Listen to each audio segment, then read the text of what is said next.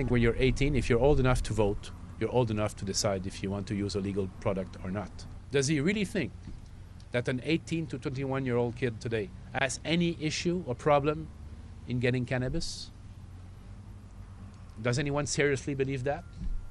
Who is he going to buy it from, or she? Hells Angels. Oh, that's great.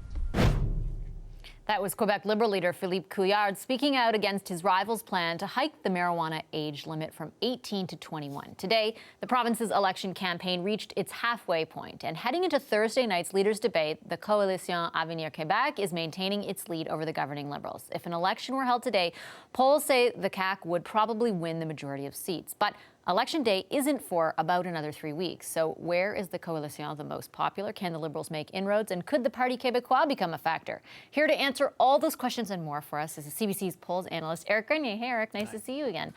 So let's start with the CAQ. And holding on to its lead, let's go through a rundown of where things stand right now. Yeah, the CQ is still in the lead in the polls. And if we look at those numbers, we actually haven't seen a lot of movement over the first few weeks of the campaign. We have them at around 34.5%, so they're down just a teeny little bit. The Liberals haven't moved at all. They're at 28.5% in the poll tracker. The Parti Québécois, they have picked up about 3 points since the beginning of the campaign, so now they're just over 20%, and that is an important number because you need 20% of the vote to be an officially recognized party in the National Assembly. And Quebec Solidaire has also a little bit of an uptick, 0.8 points, but 12.3% and about 4% would vote for others. But the key for the CQ is not its lead province-wide, but among francophones. And if we look at those numbers, you can see there why they have such a big advantage. They're at about 40% among francophones. The Parti Québécois is at about 24%, so they've seen a little bit of an uptick among francophones. The Liberals have dropped about 3 points to 19%. That's a bad number. It's a problematic number for them.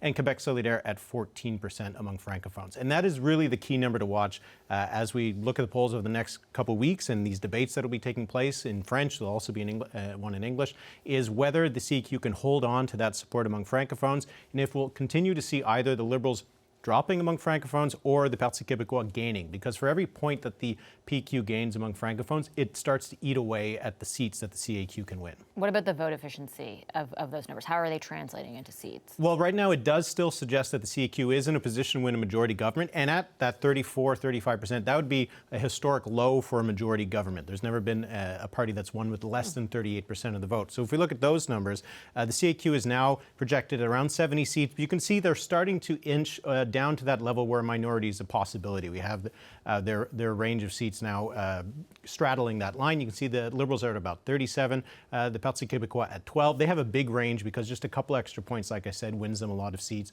but also a couple other points the other direction. They can drop down to pretty low. Quebec Solidaire now at about 6 seats, which is double what they had going in to this election. So that would be a good result for them, but almost all of them are on the island of Montreal. There's one seat in Quebec City that the Quebec Solidaire might be able to win. If they did that, that would be a big breakthrough for them because they've always just been seen as a downtown Montreal party. What about the dominant issues in this campaign, and specifically immigration? We saw François Legault saying that he would cut the number of immigrants. He would come up with some system where if they didn't pass a French test after 3 years, they could actually be kicked out of the province. Philippe Couillard kind of taking an opposite stance. You've got Lisée also saying he'd cut the number of immigrants. So why is this debate emerged, essentially? Right, because for the CAQ, this was their position all along. Yeah. It's not a new position that they announced. It was just something that François Legault just mentioned in a scrum, because up to that point in the campaign didn't have much of a direction. It was a lot about what candidates were doing on social media, little things like that were just kind of derailing the campaign, and the CQ was starting to lose a little bit of steam.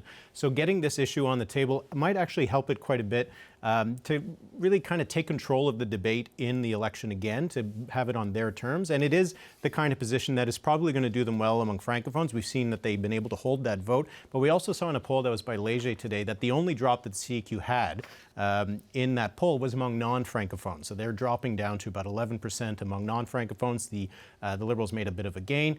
If the CQ is dropping among Anglophones and Allophones, people who don't speak French, it's not going to hurt them in terms of the seat count. It's all about that Francophone vote. But we're seeing that the impact of that immigration debate might hurt them among that community that they're hoping to make inroads in, but they don't necessarily need to win the election. Before I let you go, I want to switch. We don't have too much time left, but I want to ask you about the NDP caucus and the Liberal caucus.